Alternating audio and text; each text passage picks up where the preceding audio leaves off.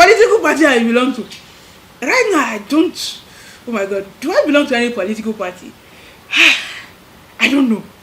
I really don't know. I'm trying so hard to run away from the question.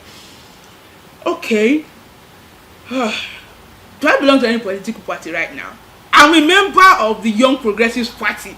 Yeah.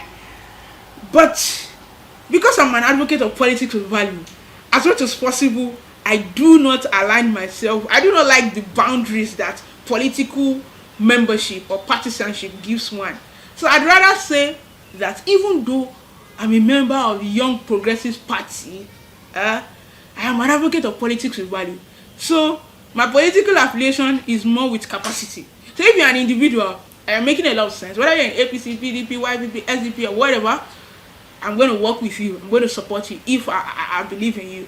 So, for example, during the next election, my vote will vary. For Guba, I might vote for Party A. For Senate, I might vote for Party B. Assembly, Party C or D or something. So far, I'm just confident of the capacity of the individuals. So, that's it.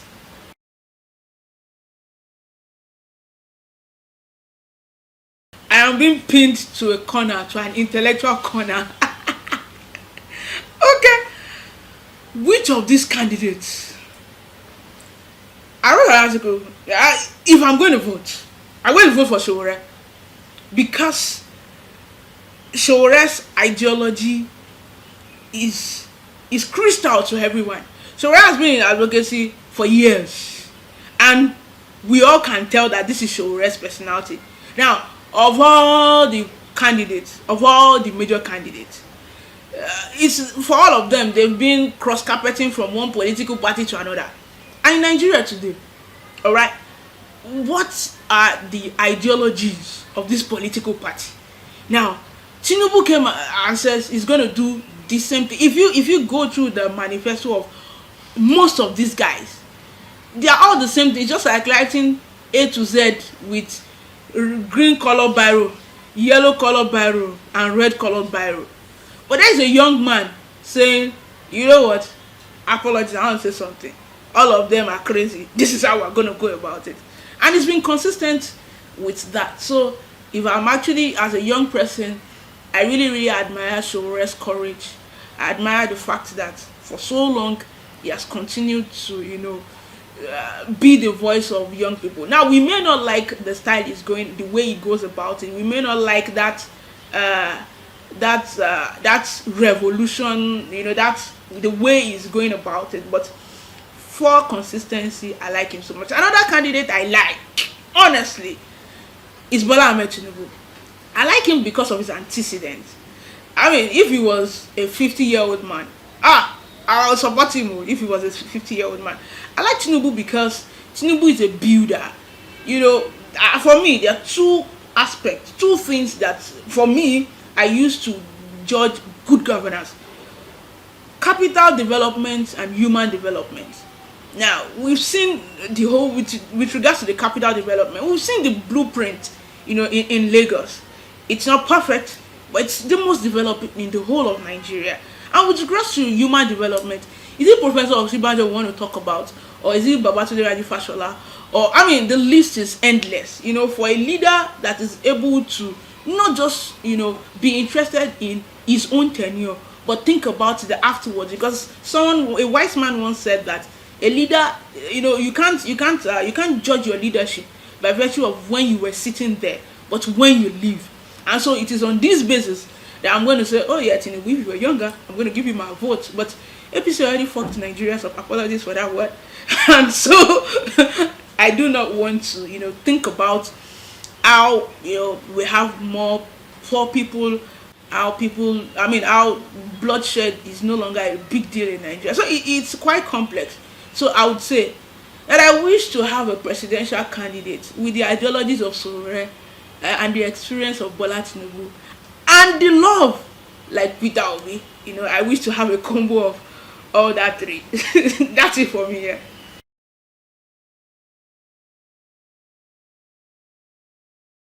Wow, that's a complex one. I'm a Muslim.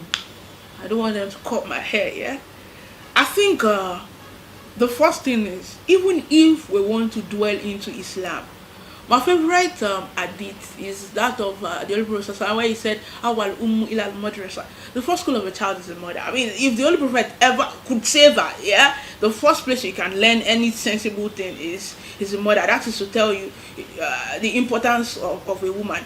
Let's also look at the place where Allah Himself, dedicated how many verses of the Quran for Maryam. There are quite a number of places with regards to Islamic jurisdiction where the religion itself elevated the place of women. So is it about religion? Yes and no. It's a fusion of religion and culture. Okay, and a mix of lack of exposure, I would say, because Kwara State, Ilorin in particular, I wouldn't say that they do not like women. I wouldn't say that because we've had a Bimi Saraki who served in the House of Representatives, served in the Senate, almost became governor. Is now a minister representing them, and of course I've seen times when she comes into the city, and I've seen the kind of love that she gets. So does it mean that Kwarans do not like women? I do not think so. I think that it's just that Kwarans, women in Kwara have not pushed hard enough. I also think that the biggest problem is the fact that women aren't drawing themselves up. I'll give you an example. Now, okay, let me not give an example. Let me just give an analogy. The governor, for example, says is he for she, and he appointed how many females into his cabinet. And the question is, did he appoint capable females or he appointed females? But we're more concerned about clapping for him because of the number of gays we see in his cabinet, and not about the quality that we get for it. So I think that females in Kwara aren't pushing it. I'll also give an instance of a female who became a local government chairman of Ilorin West. Where is that same female today? We don't hear about her, we don't see her anymore. Is it that she didn't perform well? Is it that she isn't capable, or is it that it is because she's a female? We've seen so many men who served as local government chairman, this and that, and they continue to go up. And so from the angle of culture, what exactly is culture? Is culture same as the sentiment of the people or the way of life? There's a difference between the sentiment of the people and the way of life. And so okay, Ilorin might not be so much of Yoruba, but I'm from Kwara South, and our history can be traced to Ile Ife. And in Ife even had a female Oni, and that is culture. I mean, nobody can be more Yoruba than the people of Ife. Yet they were able to take in a woman as their ruler. So is it the sentiment of, I do not think that a woman is capable to be able to hold a position, or I do not think that women are smart enough to be able to retain the position? So the way forward for me is that women, we have to come together not to form an association, but come together to support ourselves. If you see four girls chilling in a lounge or in a restaurant, before the end of their 1 hour conversation, somebody is talking about a gig. When we see four girls or four ladies or even four women, irrespective of their age, sitting down in a salon, it's going to be about, oh, this girl snatched this one's husband, that. And so you would hardly see a woman or a lady or even a girl who is making some sense with her business and all of that say, my friend, I'm in this business and I'm making money. Come, let me teach you. It's almost, but you see guys like my G, come, I'm doing this and that. So it's something about the mindset. It's also about recognizing the fact that nobody is discriminating against you. I'll say that over and over again. Yeah, there's been times when some people try to discriminate against me, but I fuck them up, no, you can't do that to me. So I do not think it's about a culture. I'm from Kwara, or a religion. I'm a Muslim. I'm an Alaja. I'm a Muslim, so you can't say you're more Muslim than me. So it's not about the religion, because Islam empowers women so much. It's not about the culture, because our Yoruba culture, or even if it is Fulani culture, does not undermine women. So it's about the mindset, and it's about the attitude of the people.